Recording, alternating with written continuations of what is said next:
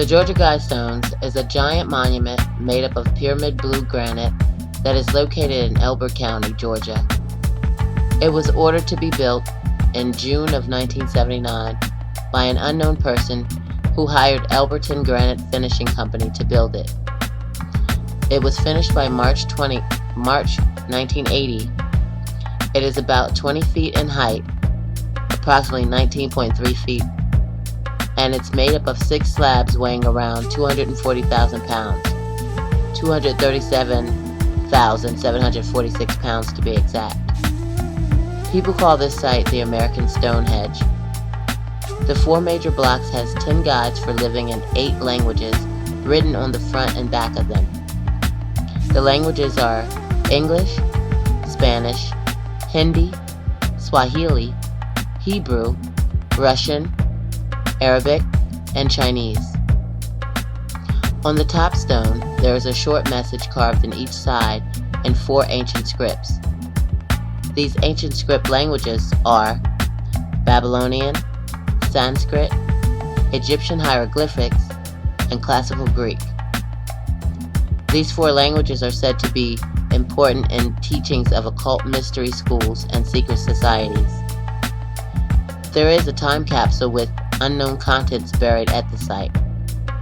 The Guidestones were also built with astronomical features.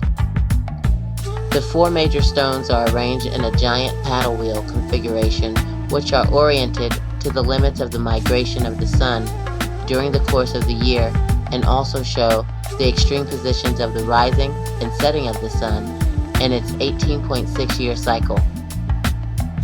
The center stone has 2 special features.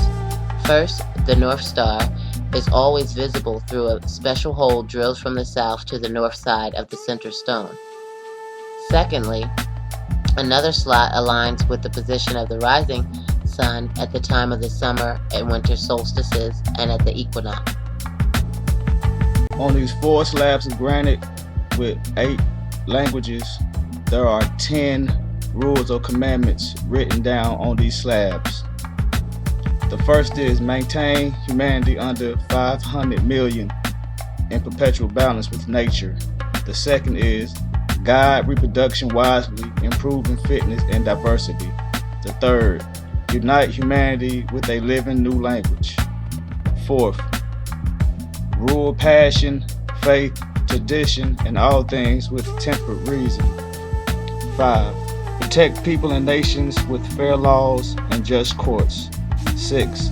Let all nations rule eternally, resolving external disputes in a world court. 7. Avoid petty laws and useless officials. 8. Balance personal rights with social duties. 9.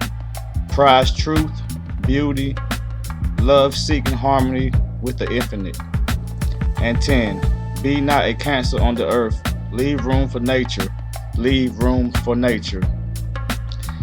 These 10 rules of right living for the age of reason outlines the objectives and goals of the coming age or reason, or shall we rightfully call it the New World Order.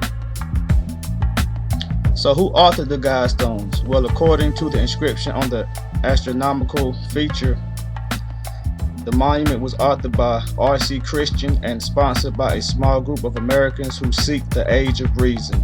If you paid attention to the slab, you would have seen that R.C. Christian is not the real name of the creator of these Guidestones, but a pseudonym or an alias. This keeps the true author's identity hidden and shrouded in mystery. The story told by the official guidebook about the ordering of the Guidestones goes like this.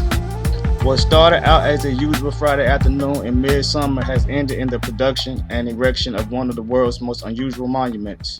Produced under the most unusual conditions. Joe Friendly, president of Elbert Granite Finishing Company Incorporated in Elberton, Georgia, was spending his Friday afternoon in June 1979 like he spends most Friday afternoons, studying his weekly reports and generally closing up shop for a weekend. And then it all started. A neatly dressed man walked into Finley's Take Street office and said he wanted to buy a monument. Since everyone else in the office was busy, Finley decided to talk to the stranger himself and explain that his company does not sell directly to the public. but only on a wholesale basis.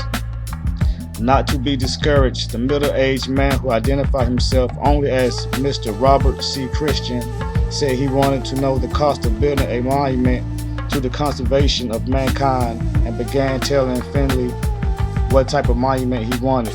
With this, he outlined the size and metric measurements. Finley admitted that his first reaction to Mr. Christian was not very good, but after listening for about 20 minutes and learning the massive size of the monument he wished to purchase and have erected, Finley decided he would take this man seriously.